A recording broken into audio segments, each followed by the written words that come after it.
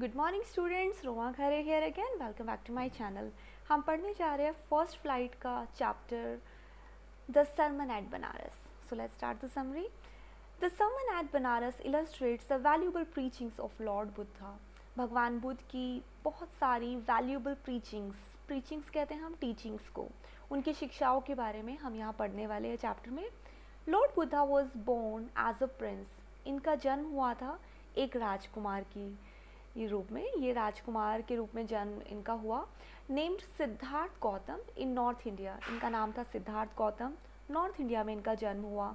When he was 12 years old, he was sent away from home to study the sacred Hindu scriptures. Hindu scriptures की पढ़ाई के लिए इन्हें भेजा गया जब ये सिर्फ 12 वर्ष के थे। He returned 4 years later. 4 वर्ष के बाद जब ये वापस लौटे and married a beautiful princess. एक राजकुमारी के साथ इनका विवाह हो गया।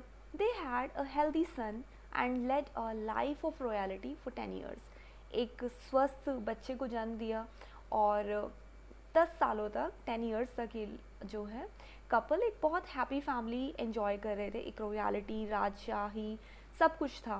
Being a part of the royal family he was protected from the sufferings. अब क्योंकि ये एक राजसी परिवार को बिलोंग करते थे तो उन्होंने कभी सफरिंग्स क्या होती है, दुख क्या होते हैं, अनप्लेजेंट फीलिंग्स या अनहैप्पीनेस क्या होती है, ये सब चीज़ें कभी देखी नहीं थी। One fine day while he was out hunting. एक दिन जब ये बाहर हंटिंग के लिए यानी शिकार के लिए गए थे, the prince met an ailing man. तो उन्होंने रास्ते में एक बीमार व्यक्ति को देखा। An old man, a funeral procession and a monk. इन्होंने देखा रास्ते में कि एक बूढ़ा आदमी है, यानी पहली बार इनका सामना होता है ज़िंदगी के दुखों से कि एक आदमी बीमार भी हो सकता है। एक ओल्ड मैन को देखा, एक फंडल प्रोकेशन को देखा यानी शव यात्रा को देखा, and a monk bagging for arms. और एक मॉन्क को देखा जो कि भिक्षा मांग रहा था। इन सब चीज़ों को देखने के बाद उन्हें उनके दिमाग में ये सब चीज़ें चलने लगी कि क्यों ये सब ऐसा क्यों हो रहा है, लोग इतना दुख क्यों देखते हैं, ये सब किस कारण होता है। He was moved by the encounters. Encounters मतलब ये सारी चीज़ें जो उन्होंने फेस की, जो ये सारी चीज़ें उन्होंने देखी, इन सब चीज़ों से उनका जो शेख है वो काफ़ी हद तक हिल गया। उनके मन में सवाल उठने लगा कि क्यों ये सब हो रहा है।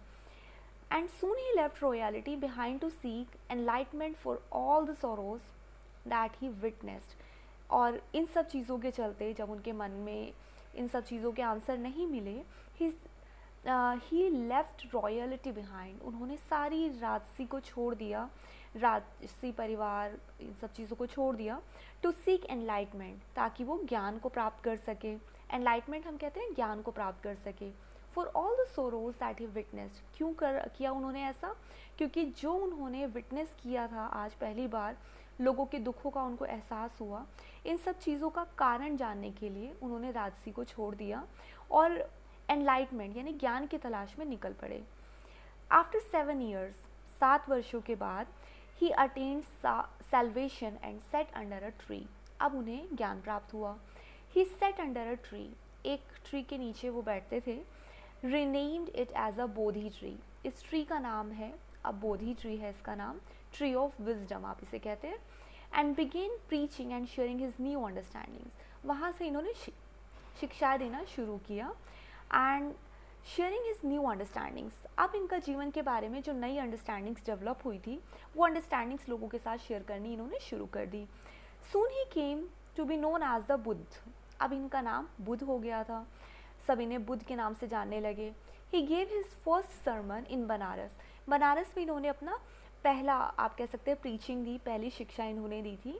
The holy city on the banks of the river gangs. Ganga river की किनारे जो ये एक बहुत पवित्र शहर है, इस शहर में उन्होंने अपनी पहली शिक्षा दी। In one of the sermons he taught about a lady. एक जब ऐसी एक कहानी जब उन्होंने सुनाई, उसमें उन्होंने एक लेडी के बारे में बताया, किसा गौतमी। तो ये उस लेडी का नाम है, Kisa Gautami.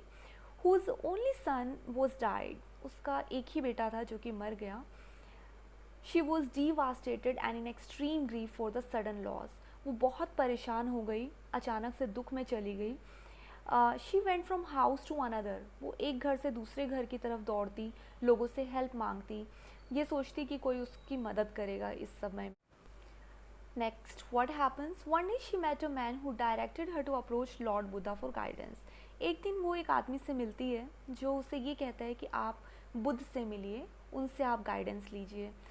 He felt that Lord Buddha could possibly help her in this crisis. क्योंकि वो आदमी सोचता है कि ऐसे में भगवान बुद्ध ही है जो उसकी मदद कर सकते हैं इस क्राइसिस में, यानी इस संकट में भगवान बुद्ध उसकी मदद कर सकते हैं. The lady approach the monk as directed and begged him to cure her sun.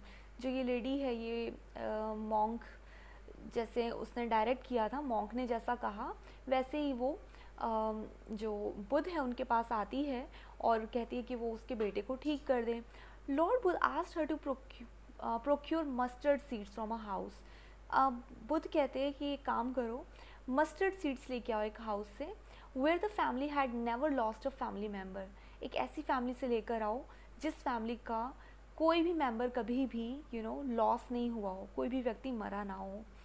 Lord Buddha asked her to procure mustard seeds. उसको कहते हैं कि आप ऐसे घर से मस्टर्ड सीड्स लेकर आओ जिस घर का कभी भी कोई भी सदस्य मरा ना हो, रिलेटिव या कोई फ्रेंड ना मरा हो. Kisa Gotami was filled with a ray of hope. तो किसा गोतमी को लगता है कि ये तो सही है, चलो मैं ऐसा करके देखती हूँ ज़रूर. And immediately went in search of it. वो फटाफट जाती है, लोगों से ऐसे मांगने के लिए जाती है सरसों के दाने. From one house to another but she could not find. लेकिन उसको ऐसा कोई भी इंसान नहीं मिलता जो उसको ऐसा सरसों के दाने दे सके जिसकी फैमिली में कभी किसी की डेथ ना हुई हो. She felt disheartened and finally realized how selfish she had been इन.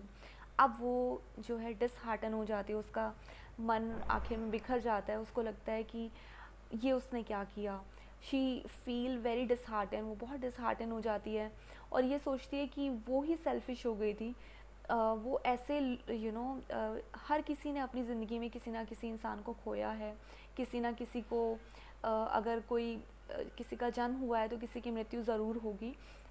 इस तरह की जो फीलिंग है अब उसके दिमाग में आने लगी, उसको फील होने लगा. She had been in desperately searching for something that was not possible to achieve. एक मरे हुए व्यक्ति को जिंदा करना अब पॉसिबल नहीं था, ये उसको रियलाइज़ हो चुका था. दस she understood that man is a mortar being. अब उसको ये पता चल जाता है कि एक इंसान जो है वो नश्वर है, अगर उसका जन्म हुआ है तो उसकी मृत्यु होना निश्चित है. All who come to earth, यानी हर इंसान जो धरती पर आए हैं, have to leave behind all their relations and belongings when they die. जब वो मरते हैं उन्हें अपने सारे रिलेशंस और अपनी सारी बिलोंगिंग्स जो होती है वो उन्हें धरती पर ही छोड़ कर जानी होती है. This was the lesson that Lord Buddha taught हर. ये शिक्षा थी जो लॉर्ड बुद्धा ने उस वुमेन को दी. She wanted her to understand, he wanted her to understand this. वो चाहते थे कि वह जो औरत है वह भी इस चीज़ को समझे. That life and death is a cycle of the universe. कि लाइफ या डेथ इस यूनिवर्स का ही एक साइकिल है and no one can escape it. और इससे कोई भी व्यक्ति नहीं बच सकता है. Lord Buddha taught a valuable lesson to all that feelings of sorrow and grief only escalates when man's sufferings and pen.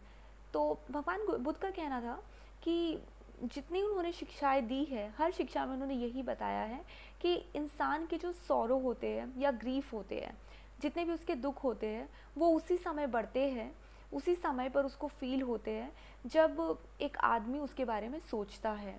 It deteriorates one's health and worsen the current situation.